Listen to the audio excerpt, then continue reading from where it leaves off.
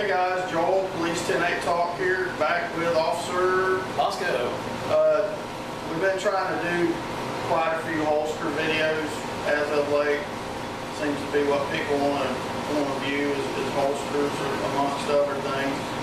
So today, Officer Bosco is going to go over a Galco product for you that, because he's lefty, took a little time to find it, finally found it. I think he's real happy with it. He'll go more in depth about it for you. So Officer Bosco, if you would please, sir. Okay.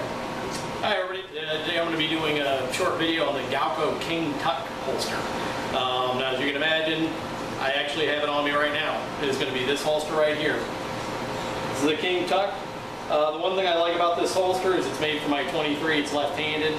I normally carry a car CW40 off-duty, which actually still fits in this holster. So it's nice thing is it gives you a little bit of added comfort to it, or it gives you a little bit of flexibility with it. It would also fit the 22 and the 27 as well. Any standard size Glock this holster will fit. Of course, as Officer Joel commented, trying to find a left-handed holster, sometimes it's easier said than done. Now, why is this called the King Tuk?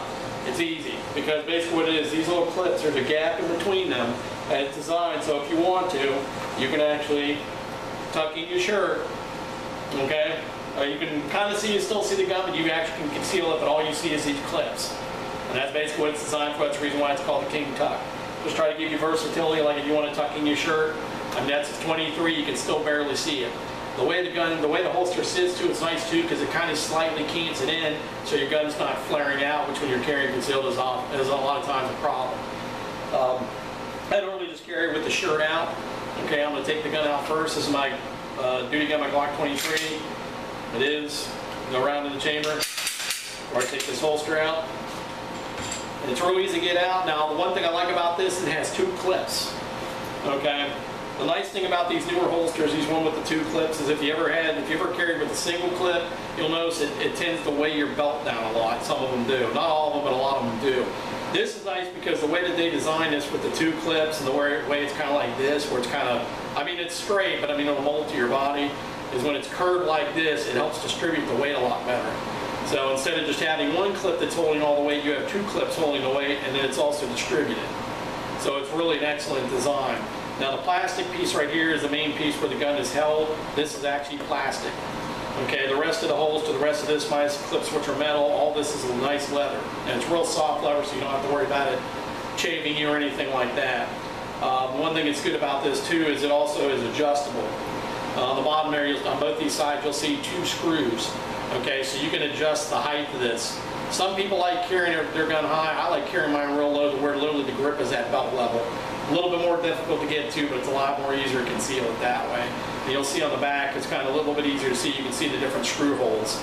Because you have two screws holding this in, and they're pretty positive, so they're not going to come out. Now this, of course, you can carry this in several different ways. You can carry a cross draw, which I'm not a fan of. Carry an appendix, which I'm definitely not a fan of, personal preference.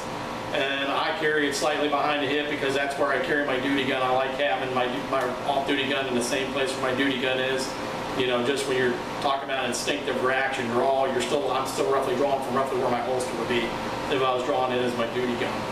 I don't like appendix carry because I don't like anything pointing at Mr. Winky. I like Mr. Winky, I want to keep Mr. Winky, and I don't want to put a bullet hole in my leg or my femoral artery either. I don't like my gun pointing in that direction. This direction's fine, that direction's bad. So I'm not a fan of appendix carrier. And I wouldn't recommend it if you're a novice shooter, stick behind the hip. So anyways, this is the King Tuk. Average retail price, I believe, is around $69 to $79 for it, which, like I said, it's real good quality. It's Galco. They make good holsters. I've used some of their holsters before, and they're really top-notch. They're really worth it. Like I said, it's a real nice, soft leather. So, I mean, it's very comfortable. I mean, you can wear this all day, and I've done it. You barely notice that you're even, carrying a firearm. And they do make it for different models as well. This is injection molded, like I said, for the Glocks, but my car CW40, I carried in this as well because it actually still fits. A little bit loose, but you just adjust your belt to take up the tension. But anyways, this is going to be Officer Bosco. Like I said, this is the Galco King Tuk holster. And like I said, retails for about $70-ish, give or take, depending on where you get it.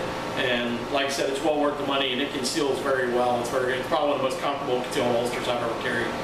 And anyways, this is Officer Bosco. Welcome back to 10-8 Police Talk. Give us a like or subscribe. And just remember to be safe and watch your six.